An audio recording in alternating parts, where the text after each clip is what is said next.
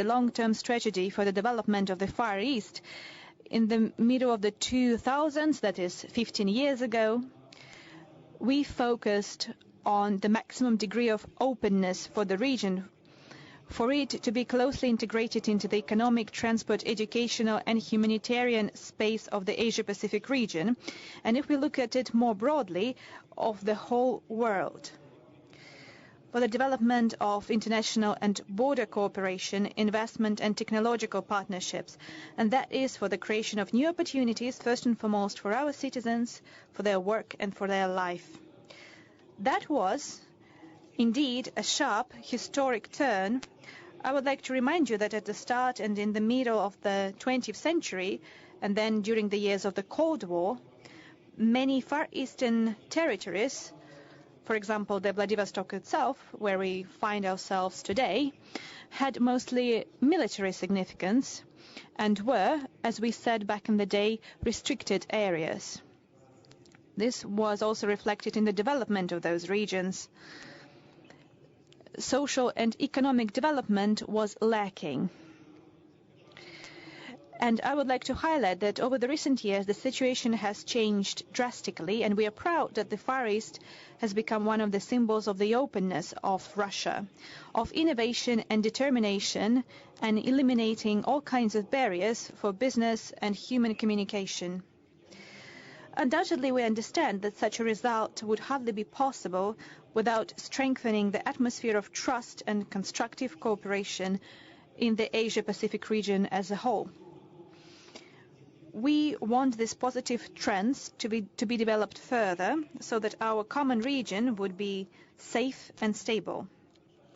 Our relationships with India, China, the Republic of Korea, Malaysia, Mongolia, Japan and other countries of the Asia-Pacific region are based on the principles of respect and honest dialogue. I'm convinced they have great prospects which tally with the growing role that the Asia-Pacific region is to play in the coming decades. I believe that all those gathered here, the high-level guests that we have with us today, would agree with that. On par with openness, we also have one more key principle of our massive plans to develop the Far East of Russia, and that is their long-term and consistent nature. We concentrate our resources and step by step we administratively boost our efforts. We reach our goals and we set new tasks before ourselves. We always strive for more. Over the last 15 years, we have managed to set the conditions so that the Far East would be on the track of advanced growth. And those are not just words. I can provide you some proof. A great beginning for such a work was the preparation for hosting the APEC summit in Vladivostok in 2012. We have invested great resources in modernizing transport, business and educational infrastructure in the city, in improving the capital of the region as a modern, dynamic city for people, as one of the scientific and educational centers in the Asia-Pacific region. Of course, we understand that a lot remains to be done, but we have also achieved a lot. And then, based on our achievements, we will launch major infrastructure, transport, industrial projects. And at the same time, while we try to improve business climate in our country, we have also proposed drastically new, in many aspects unique, instruments of support for business in the Far East, which are globally competitive. I would like to address all our colleagues who are going to invest in the Far East of Russia. Please use these opportunities. You should study them once again. Those are not just promises. This is actual practical steps which already function. So in the region we have 20 priority development areas for social and economic development with special conditions for industry, preferential tax treatment and government support measures. We have already 369 registered residents there, and they have struck deals for more than 2.5 trillion rubles, and they have we will provide more than 60,000 new jobs. they have already invested 344.8 billions of rubles in investment and created 19.5 thousand jobs. Now we have the free port of Vladivostok, which spans across 22 municipal entities, and its purpose is to help the integration of the Far Eastern regions in the economic space of the Asia-Pacific region. They will help to boost our high-tech industries.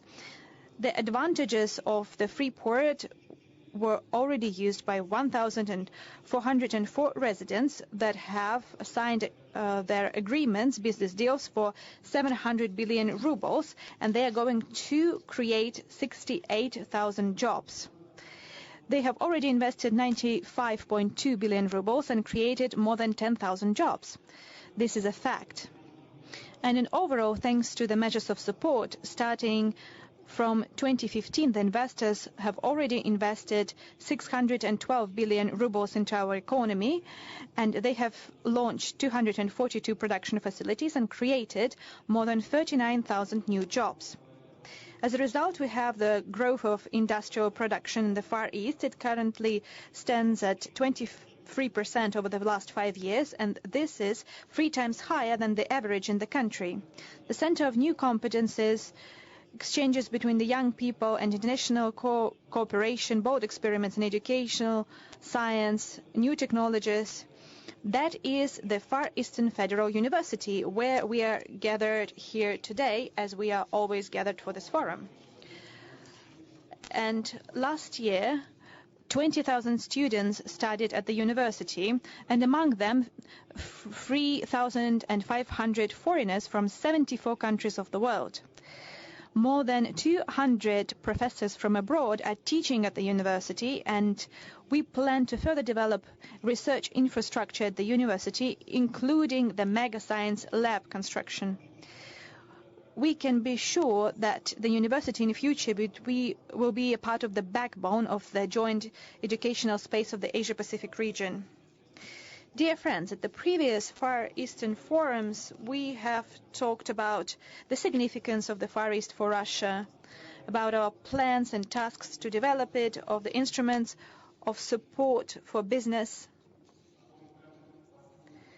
how we can tap into those instruments. I have briefly spoken about this in my address today, although we understand, and just now with my colleagues during the working lunch, we talked about that without the people, without their energy, without their talents, without their interest in achieving results, no such goals could be reached. So in my address today, I'm going to focus on social and economic development and the social program of development for the region. I believe it would be interesting not only for the people in Russia, but also for our potential investors who already work here in Russia. That would mean that we would create a favorable social and economic climate, and thus we would attract the needed labor resources. So yesterday, together with the leaders of the Far East region, we discussed new stage of development for the Far East. And the point is to convert the economic gains of the recent years into a social growth spurt, into better quality of life for the people. So we need to have changes in healthcare, education, in improving cities and villages that would be felt by millions of people.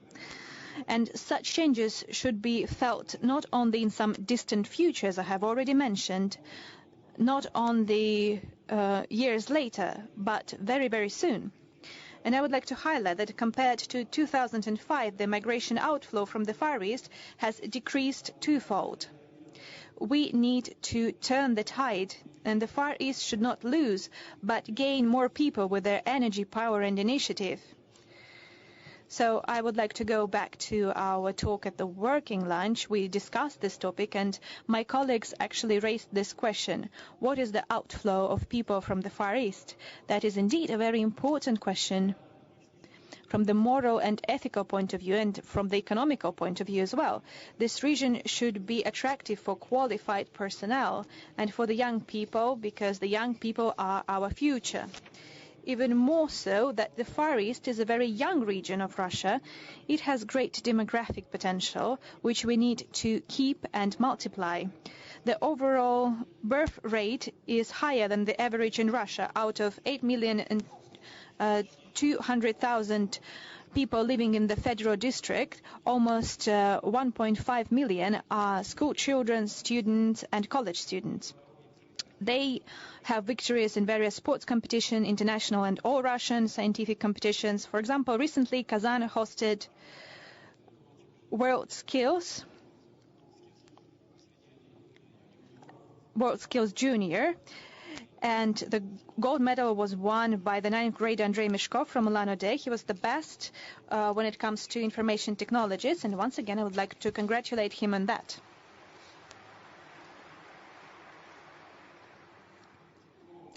So we have talented, gifted, creative people here in the Far East.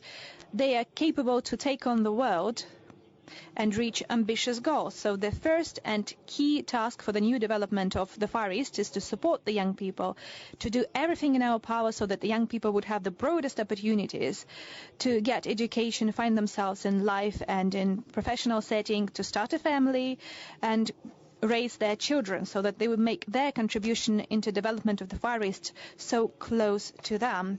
And first and foremost, we need to boost the volume of construction, modern construction that is, and it should be affordable for the people. And yesterday with my colleagues, the leaders of the region, we discussed this very question, and we want to launch a special mortgage program in the region. And young families could take a mortgage to buy a flat or a house in the Far Eastern regions only under 2% interest rate per year. And recently, we have a preferential interest rate in mortgage that is a 5% interest rate. And my colleague said yesterday that it was not enough. And I would like to tell the leaders of other regions that it is not possible to do all around the country, and that would actually have no effect because this measure is there to attract highly qualified personnel to the Far East of Russia. We need to launch this program this year, and it would last for 5 years. And why? Because we need to define and earmark the financing and the sources of financing in future, because this is a long-term program. We need for it to cover the first stage market, that is the new construction, and for individual construction for those people who have taken the Far Eastern Hectare, the so-called Far Eastern Hectare. As the source of financing, we can use the money from the state program of the development of the Far East. And our healthcare system should be modern and accessible and affordable as well. And this primarily concerns the primary healthcare, the closest to the people. And the informatization and equipment of the medical centers, the first aid and obstetric centers, and maternity hospitals, and our air medical service is very important. This is required for the development of the Far East.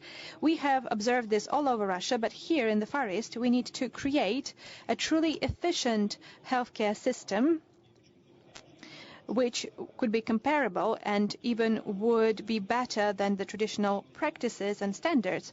This is not a thing we can do in a day, but we need to start today and start with the innovative pilot projects.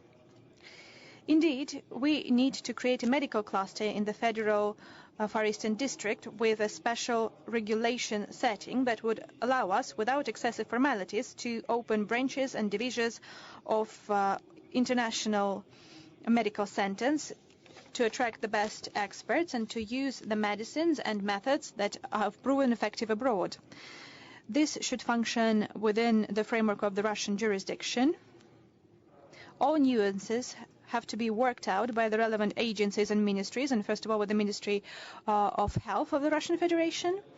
I have said multiple times that for the Far East we need to have special measures, advanced mechanisms and flexible instruments which take into account the peculiarities of those massive areas and the demands of people who live here. We have decided to be experimental, innovative when it comes to economy, attracting investment, and we have yielded a quite positive result, as I have already said. We need to act in the same key when it comes to social development. I ask all the federal agencies, all the colleagues who are involved in developing the region, to be led by this very logic, by the interests of the Far East, and that is the entire country. An important step for strengthening the educational awareness raising and humanitarian space of the country should be the opening of a new cultural, educational and museum complex here in Vladivostok. But at the same time, we need to drastically upgrade the whole network of museums, libraries, theaters, cultural centers, leisure centers, additional education centers in the Far East of Russia to make them vibrant, interesting, modern centers which would attract people of all ages, children and young people. We have just discussed this very question. I mentioned our prior meeting for the third time, and Mr. Shinzo Abe here said about the attractiveness and the tourism potential of the region. Yes, indeed, creating such a major all-Russian cultural and awareness-raising center with branches of our leading museums, such as the Tretyakov Gallery, the Hermitage Museum, the Russian Museum, the Mariinsky Theater branch, would undoubtedly increase the tourism potential of the region multifold. It is especially important, that is, development of culture for the small cities here, and I would like to give you a few numbers. Out of 1,834 populated areas of the Far East, 1,614, those are areas where less than 1,000 people live, more than 5 and less than 1,000, and the distance might reach up to hundreds of kilometers. So we need to take that into account as well, and we talked about it with the leaders of the region. We need to adapt our all-Russian programs such as county doctor and county teacher to the conditions of the Far East. For example, we might increase the payments for physicians, physician assistants, teachers, especially those who come to the very small villages in the Far East. We can increase those payments compared to the average in Russia for the Far East twofold. And undoubtedly we need to think about the future.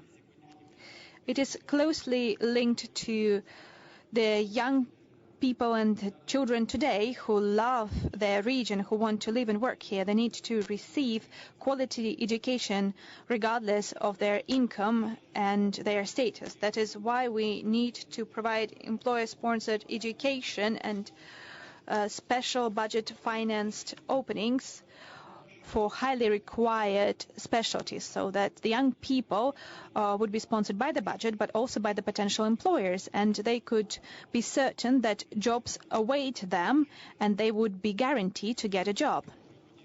And the young people and people of all ages should have the opportunities to access distance education, as well as telehealth, information resources, and electronic public services, digital platforms and services which open up new horizons for the creation and launching of their own business.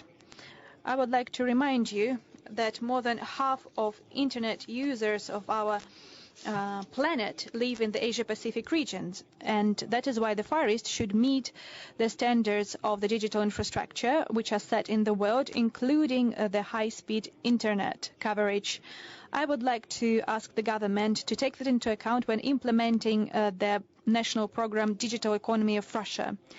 We need to have a digital environment which is comparable to the scope of challenges of our time and rapid technological advancements. That is why our second important strategic task, the Russian Far East, should become one of the global centers of high technologies and competences, new industries and new areas of production. That is the focus of the leading quality jobs for well-qualified professionals. Thank you. And first and foremost, for the people living in the Far East, for those citizens of Russia who live here in this region. And this is our principled position. We have the groundwork laid for that. And here on the Ruski Island, we have a massive innovative cluster. We are also advancing our space industry around the spaceport of Vostochny.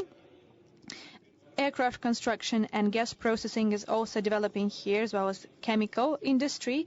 We are continuing to create the Zvezda shipbuilding plant, and we are going to focus on increasing the exports of deep processing products. Again, this is our principled position, and I would like to draw the attention of Russian and foreign investors to this, the residents of advanced development areas and the free port of Vladivostok.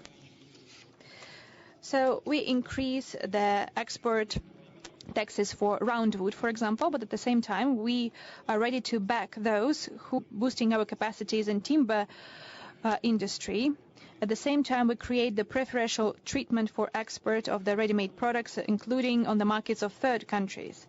In the same logic, preferences and support in exchange for deep processing will be used in other areas, including maritime resources and mineral resources. As for safeguarding and careful use of our forest resources, this is a very important topic, and we should consider it in the scope of the entire country at the special meeting of the State Council. We understand the creation of a massive scientific and industrial center in the region is a colossal challenge. At the same time, this provides us great opportunities, and it's indeed very broad.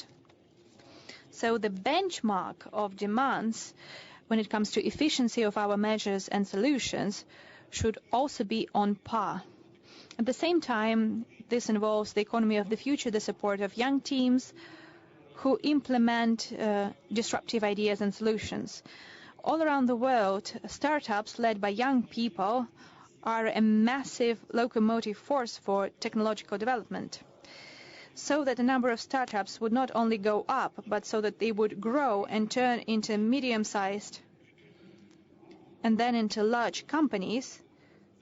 We need not only legal support, we also need regulatory environment as well as efficient financial instruments. So I suggest that we create a special venture capital fund in the Far East.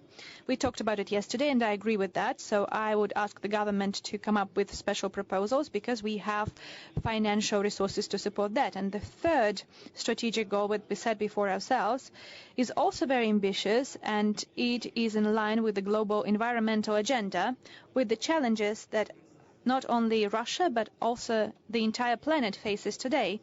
We are talking about the development of the Russia's Far East as a global natural and tourism center, as an international experimental ground where we could test various approaches to resolving the most important issue for all of us.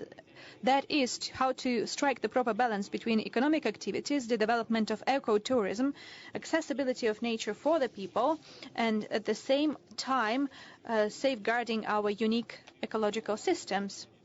And today, the unique beauty of the Far Eastern areas attracts hundreds of thousands of tourists. In 2016, the region was visited by 5.2 million people, including 750,000 foreigners. And last year, almost 7 million people, and around 1 million of them were citizens of other states.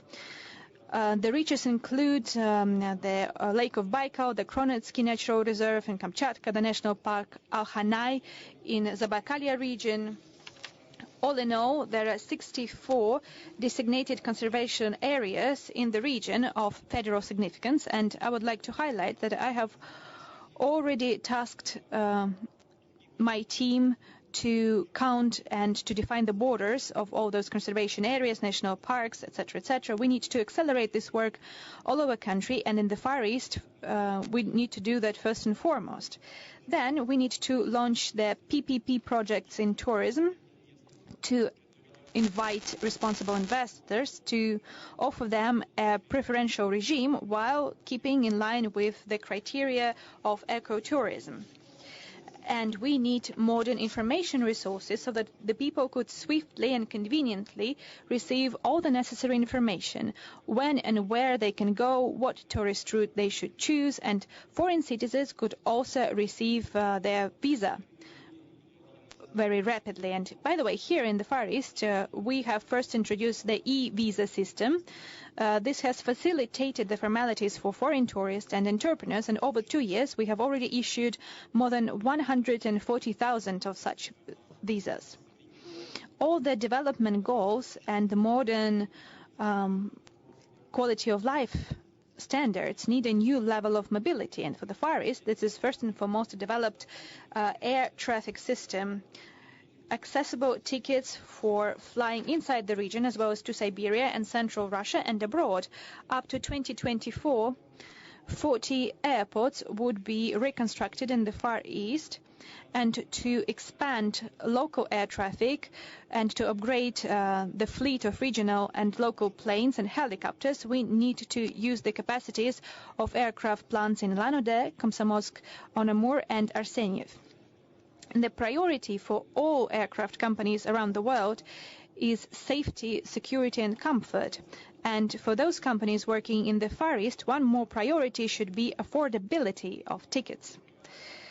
I guess it would be only rational that their companies who want to expand their presence in the Far East should have responsible and rational pricing policy, and they would have preferential access to clients in a much more advantageous routes. We have talked about it with the Minister of Transport, and this system works in practice, and probably we need to have it set in various documents. And for this region, this is well justified, and we need to think up of regulations to set it in stone, so to say. Dear friends, we have massive goals to develop the Far East. Major goals always translate into partnership and uniting our efforts. And we want to have such cooperation open for those who are interested in it. And we believe in the future of our cooperation and the future of the Far East of Russia. But for us to be successful, as well as to be successful all over our country, we need for the society and community to be consolidated and to be ready to pitch in and to make a contribution and their energy to the overall result. We have such an environment that all plans and all dreams will come true, even the boldest ones. I would like to wish every success to the participants of the forum and all the best. Thank you for your attention. Спасибо. Thank you.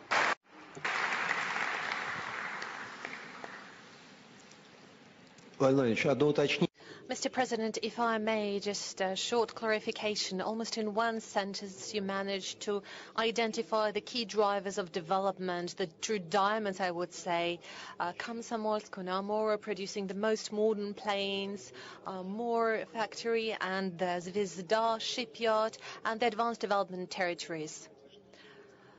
By saying that, do you believe that foreign investment might also go to such venues like Zvezda shipyard and the space launching facility? Certainly. Speaking of the airplanes factory, they already exist and there are foreign investments in place. We know it very well, and the whole world knows that we have our amazing fighter aircrafts, Su-30 or 34, world-renowned 2 pluses, Su-35, and the 5th-generation aircrafts 57. But Superjet, Sukhoi Superjet, is something that has been produced by us together with our Italian and French partners. We are working on that, and we are open for foreign investment. We have nothing to hide. Although we do have something to hide. Yeah, but we'll be very cautious in closing the type of information that is to be restricted. but at the same time opportunities to successfully develop our cooperation. As for the space launch facility, it's not a military facility, it is a civil one. And we're discussing who should be the one constructing the next stages of it. But generally, this space launch facility is designed to do the launches for civil purposes. We therefore believe it is not just possible to work together with foreign partners. We're very much interested in that type of cooperation, and we very much invite them to participate. We already have joint projects with India in the space area. We actively collaborate on that with our colleagues from People's Republic of China. We have good cooperation with the European Space Agency. And we hope that in the future it would develop even further. We work with the United States as well. We are doing quite a lot of launches in the interest of our partners and also in the interests of the United States. And those launches are planned to be shifted to the Vostochny space launch facility. So I do not see any single area that could be closed for cooperation with our foreign partners. On the contrary, we're very much interested in engagement of that type, including the Zvezda shipyard. We visited it just yesterday with Prime Minister Modi. Of course, we'll be constructing the most advanced high-tonnage vessels, and there will be all type of services that are suitable for working on the shelf in the Arctic zone, and in particular for transportation of LNG and oil products, any type of cargoes and freight. And yesterday we discussed it with the Prime Minister that we'll be searching for opportunities of joint work. Probably there might be some specific vessels that be constructed here. It is an international cooperation that is flourishing in this way. So some of the vessels could be built in Russia, while some of them might be completed at the shipping yards in India, and a renowned leading Russian company in the area. Rosneft, an oil and gas company, is the owner of one of the largest processing facilities in India. They purchased the controlling stock lately, one of the biggest refineries, and that includes one of the largest seaports in India. So we have a lot of potential points for cooperation. There are no issues that are closed for cooperation. On the contrary, we're very much interested in that. Thank you. Before I give the floor to Prime Minister of India, I'd like to emphasize that President Putin slightly commented on some things that were discussed between him and Prime Minister Modi in a one-to-one meeting. When I took a look at the agenda of the meeting, I thought, think of a situation when an Indian businessman decides to come to Vladivostok, and the shortest journey would be via Korea, and it would take around 18 hours or up to 20 or 23 hours. Obviously, the speed of reaching India from Vladivostok and vice versa would be much faster if that is a maritime route as suggested by Prime Minister Modi between Chennai and Vladivostok. And today we see this type of high connectivity emerging. Mr. Prime Minister Modi, please take the floor.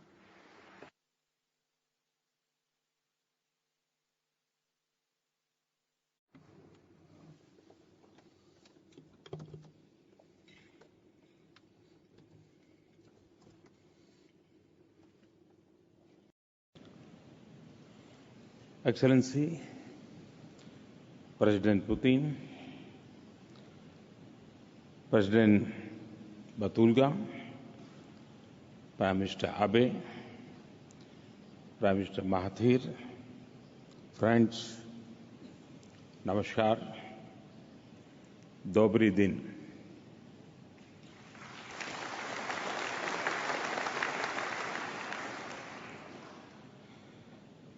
Vladivostok के शांत और प्रकाशमय वातावरण में आपके साथ संवाद करना एक सुखद अनुभव है। सुबह का उजाला यहां से होकर दुनिया में फैलता है और पूरी दुनिया को ऊर्जावान बनाता है। मुझे पूरा विश्वास है कि आज का हमारा यह मंथन केवल फार ईस्ट ही नहीं बल्कि पूरी मानव जाति के कल्याण के प्रयासों को नई ऊर्जा और नई गति देगा।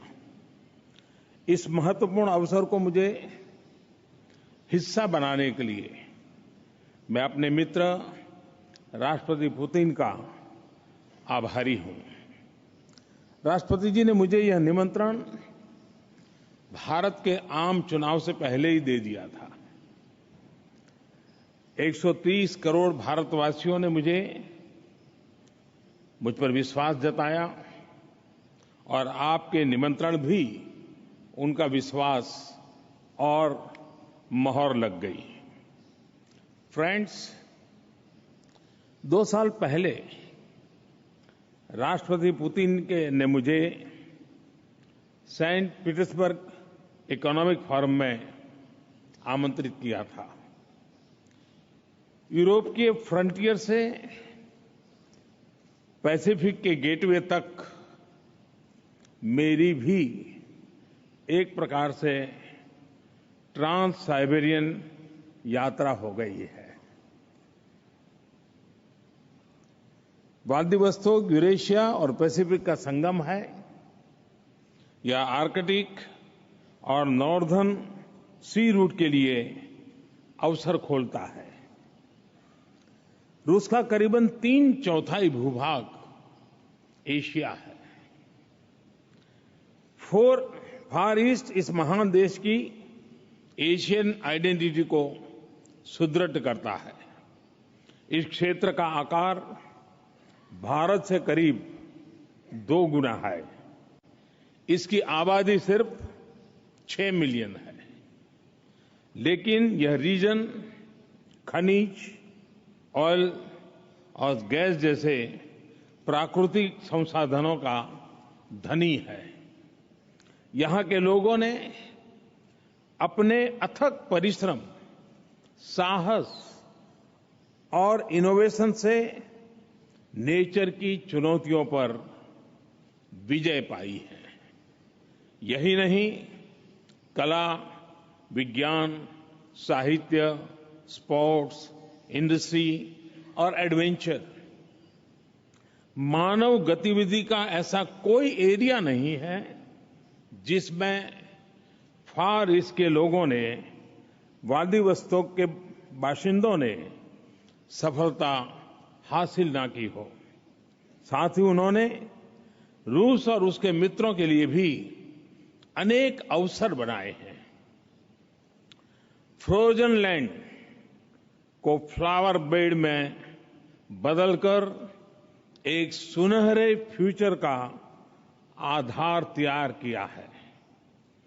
कल राष्ट्रपति पुतिन के साथ मैंने street of the far east exhibition देखा।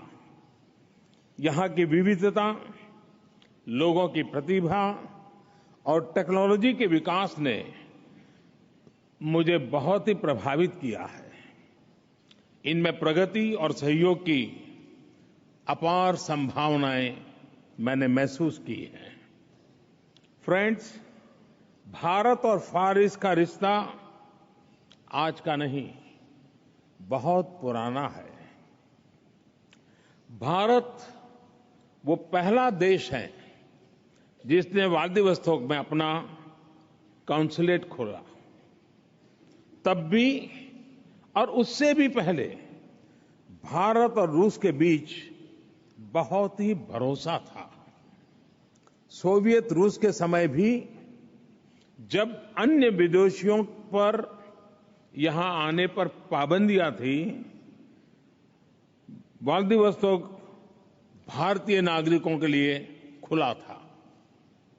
रक्षा और विकास के बहुत सा साजो सामान व्लादिवोस्तोक के जरिए भारत पहुंचता था और आज इस भागीदारी का पेड़ अपनी जड़ें गहरी कर रहा है।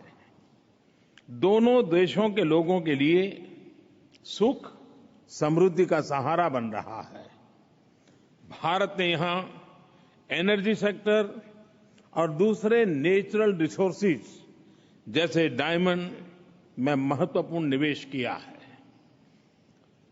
सखालिन के ऑयल फील्ड्स भारतीय निवेश की सफलता का एक उत्तम उदाहरण है। फ्रेंड्स, राष्ट्रपति पुतिन का फार ईस्ट के लिए लगाव और उनका विजन इस क्षेत्र के लिए ही नहीं, भारत जैसे रूस के पार्टनर्स के लिए अभूतपूर्व अवसर लेकर के आया है। उन्होंने रशियन फार ईस्ट के विकास को national priority for the 21st century घोषित किया है। उनकी होलिस्टिक अप्रोच यहां जीवन के हर पहलू को, इकोनॉमी हो या एजुकेशन, हेल्थ हो या स्पोर्ट्स, कल्चर हो या कम्युनिकेशन, ट्रेड हो या ट्रेडिशन, हर एक को बेहतर बनाने का प्रेरक प्रयास है। एक और उन्होंने इन्वेस्टमेंट के रास्ते खोले हैं, तो दूसरी ओर सामाजिक सेक्टर्स पर भी उतना ही ध्यान दिया है। मैं स्वयं उनके इस विजन से प्रभावित हुआ हूं और इसे शेयर भी करता हूं। भारत उनकी इस विजनरी जर्नी में कदम से कदम मिलाकर रूस के साथ चलना चाहता है। मैं अपने अनुभव के आधार पर कह सकता हूं कि फार ईस्ट और व्लादिवोस्तोक के रैपिड, संतुलित और समावेशी विकास के लिए राष्ट्रपति पुतिन का विजन जरूर कामयाब होगा, क्योंकि यह रियलिस्टिक है और इसके पीछे यहां के मूल्यवान संसाधनों और लोगों की असीम प्रतिभा है। उनके विजन में इस रीजन के लिए और यहां के लोगों के लिए सम्मान और प्यार झलकता है। भारत में भी हम सबका साथ, सबका विकास, सबका विश्वास के मंत्र के साथ एक नए भारत के निर्माण में जुटे हैं। 2024 तक भारत को $5 ट्रिलियन की इकोनॉमी बनाने के संकल्प को सिद्ध करने में जुटे हैं। तेजी से बढ़ते भारत और उसकी प्रतिभा की इस रीजन से भागीदारी एक और 11 बनाने का ऐतिहासिक मौका है। फ्रेंड्स, इसी मोटिवेशन से हमने ईस्टर्न इकोनॉमिक फोरम में हमारे पार्टिसिपेशन के लिए अभूतपूर्व तैयारी की। कई मंत्री, 4 राज्यों के मुख्यमंत्री और करीब 150 बिजनेस लीडर्स यहां आए। उन्होंने राष्ट्रपति के विशेष दूत, फार ईस्ट के सभी 11 गवर्नर्स और उनके बिजनेस लीडर्स से मुलाकात की। रूस के मंत्री और फार ईस्ट के बिजनेस लीडर भी भारत आए। मुझे ये बताते हुए खुशी रही है कि हमारी इन कोशिशों के बहुत ही अच्छे परिणाम आ रहे हैं। एनर्जी से लेकर के हेल्थ, एजुकेशन से लेकर के स्किल डेवलपमेंट, माइनिंग से लेकर के टिम्बर, अनेक क्षेत्रों में करीब 50 बिजनेस एग्रीमेंट हुए हैं। इनसे कई बिलियन डॉलर्स के व्यापार के निवेश की अपेक्षा है। फ्रेंड्स, फार ईस्ट के विकास में और योगदान देने के लिए भारत $1 बिलियन की लाइन ऑफ क्रेडिट देगा। यह पहला मौका है कि हम किसी देश के क्षेत्र विशेष को लाइन ऑफ क्रेडिट दे रहे हैं। मेरी सरकार की एक्ट ईस्ट पॉलिसी ने ईस्ट एशिया को एक्टिवली एंगेज किया है और आज की यह घोषणा एक्ट फॉर ईस्ट का टेक ऑफ पॉइंट साबित होगी और ये मेरा पक्का विश्वास है। यह कदम हमारी इकोनॉमिक डिप्लोमेसी में भी एक नया आयाम जोड़ रहा है। मित्र राष्ट्रों के रीजन्स के विकास में हम उनकी प्राथमिकताओं के हिसाब से एक्टिव भागीदार बनेंगे। फ्रेंड्स, भारत की प्राचीन सभ्यता के मूल्यों ने हमें सिखाया है कि प्रकृति से उतना ही ले जितने की जरूरत है। हम प्राकृतिक संसाधनों के संवर्धन पर विश्वास करते हैं। प्रकृति के साथ यही तालमेल सदियों से हमारे अस्तित्व और विकास का अहम हिस्सा रहा है। फ्रेंड्स, जिन देशों में भारतीय डायस्पोरा है, वहां के लीडर्स जब भी मुझे मिलते हैं, भारतीयों के श्रम, ईमानदारी, अनुशासन और निष्ठा की भरपूर प्रशंसा करते हैं। भारतीय कंपनियों ने, कारोबारियों ने दुनिया भर में कितने ही क्षेत्रों के विकास में योगदान किया है, वेल्थ क्रिएशन का काम किया है। साथ ही भारतीयों ने और हमारी कंपनियों ने स्थानीय संवेदनाओं और संस्कृति का हमेशा आदर किया है। मुझे पक्का भरोसा है कि भारतीयों का पैसा, पसीना, प्रतिभा और प्रोफेशनलिज्म फार ईस्ट में तेज विकास लाएंगे।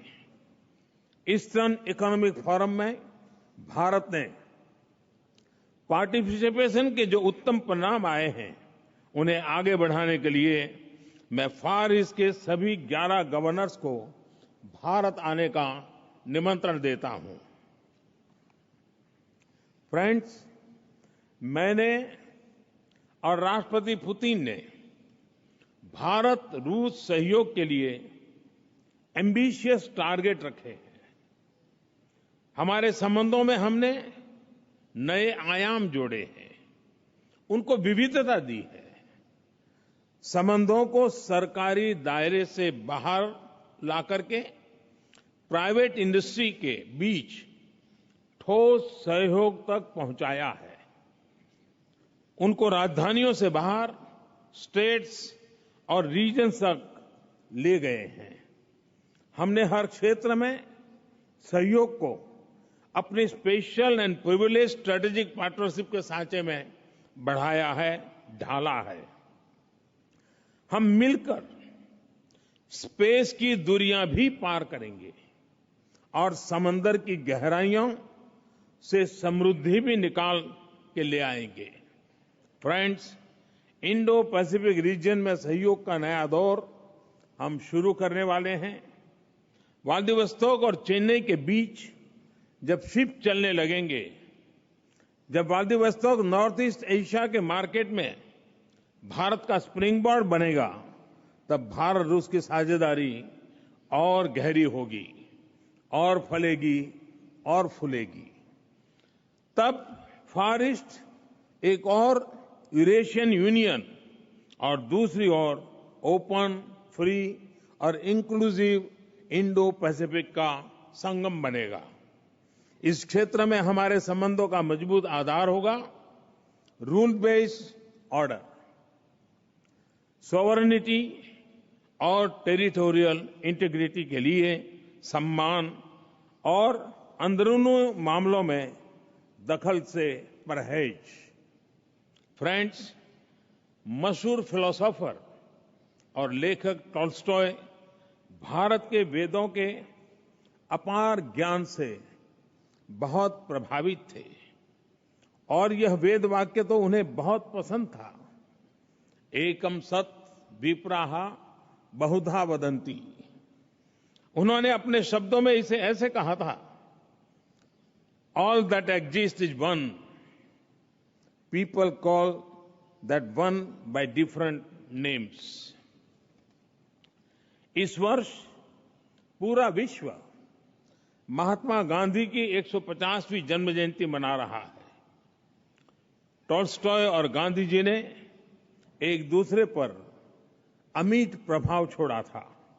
आइए भारत और रूस की साझा प्रेरणा को हम और मजबूत करें, एक दूसरे की तरक्की में और अधिक भागीदार बने, अपने शेयर्ड रीजन और विश्व के स्टेबल और सिक्योर भविष्य के लिए मिलकर के काम करें।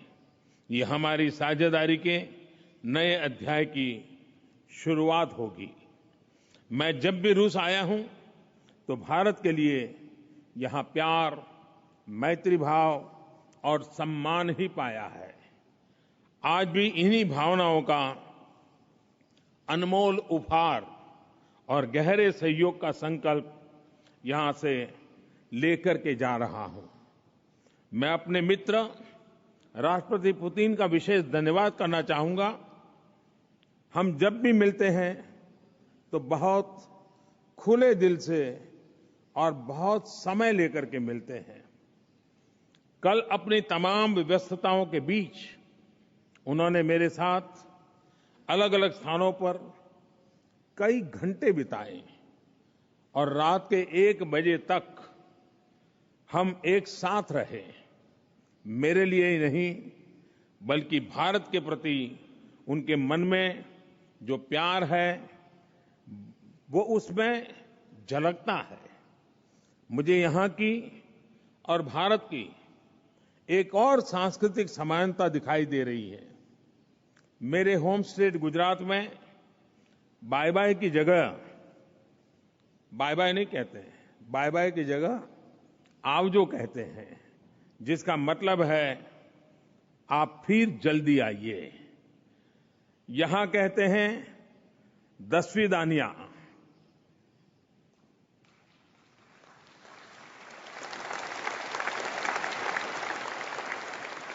तो मैं आप सबको कहता हूं आवजो, दसवीं दानिया। बहुत बहुत धन्यवाद। स्पासिबा बलशोई।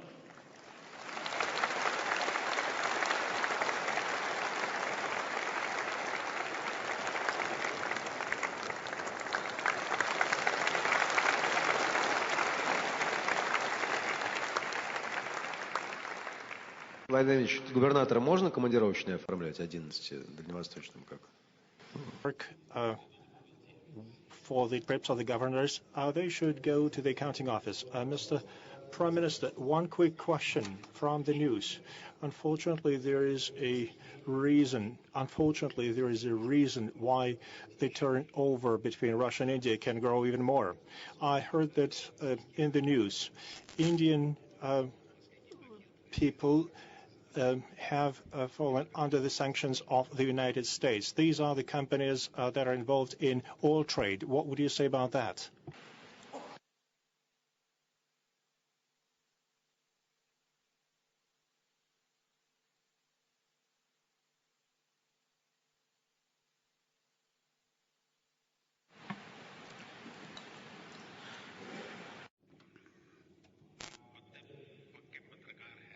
You are a good journalist. You have really couched your question in very interesting words. Between India and Russia, वो हर क्षेत्र में फला फूला है। भारत का ऑयल एंड गैस के क्षेत्र में इन्वेस्टमेंट है। रशिया की कंपनियों का भी खास करके technology transfer, defence manufacturing, energy के क्षेत्र में अभी अभी इन्वेस्टमेंट हुआ है। तो हम दोनों देशों के बीच में ऐसी कोई रुकावटें नहीं है। जो आपका तीसरा सवाल है, जो बिल्कुल एक पत्रकार के हैसियत से आपने बढ़िया ढंग से पूछा है, मैं समझता हूं कि दुनिया के अंदर इस पर बड़ी डिबेट चल रही है कि जिस देश के लिए सैंक्शन लगते हैं उस पर इसका कितना प्रभाव होता है वो एक बात है, लेकिन उसके कारण दुनिया के अन्य देशों पर जो प्रभाव होता है, विश्व की ओवरऑल इकोनॉमी जो प्रभाव होता है, उस पर आज विश्व में गहरी चिंता भी है, चर्चा भी है।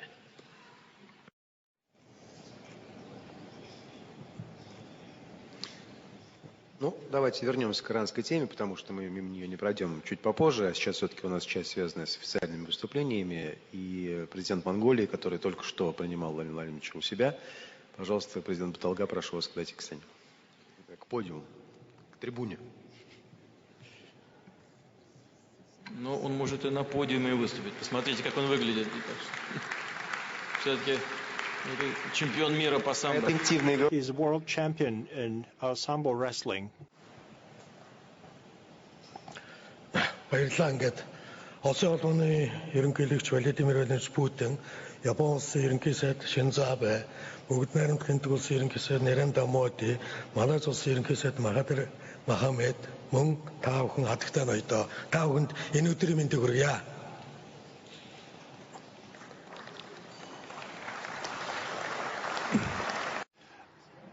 President Putin, Prime Minister Shinzo Abe, Prime Minister Narendra Modi, Prime Minister Mahathir Mohamad. This is the third time that I participate in this forum. This is a great venue for negotiations, and it is a platform for development of the Far East region. It is also a place for collaboration between Asia-Pacific region countries. We have a good tradition that was established during this forum. Leaders of different industries come together to talk about their business and to create new partnerships. I would like to share some of my thoughts about the growth of collaboration between our economies. This is the main theme of this forum. Our citizens communicate through social networks. Communication is very fast. We, the leaders, have the responsibility to improve the quality of our economies, improve the situation with the development, and fight poverty. There are various technologies and solutions that we can use to give our citizens better lives. I encourage you to think about the opportunities to eliminate problems and barriers that stand in the way of achieving this goal. We need to support various business projects. We need to implement the most modern solutions and optimize use of resources. We believe that it is essential to act today to overcome problems and red tape-related obstacles. I am fully supportive of all initiatives in this sphere. There are some economic problems, though, where we have to walk away from politics. Ladies and gentlemen, it's good to hear that we're here, and President Putin visited Mongolia 2 days ago. We have taken our relations to a new level, to the level of comprehensive partnership. We want this partnership to become a good example for others. Mongolia is a landlocked country, and the ports in the Far East of Russia play a big role for the development of our trade with other parts of the world. That also is a way for us to attract foreign investment. Once again, I want to say thank you to the President of Russian Federation, Vladimir Putin, for creating great conditions for transit shipping opportunities because of our geographic location. To use these opportunities, the government of Mongolia decided to open a representative office in the city of Vladivostok. This is going to be a good contribution to expansion of our trade and economic relations.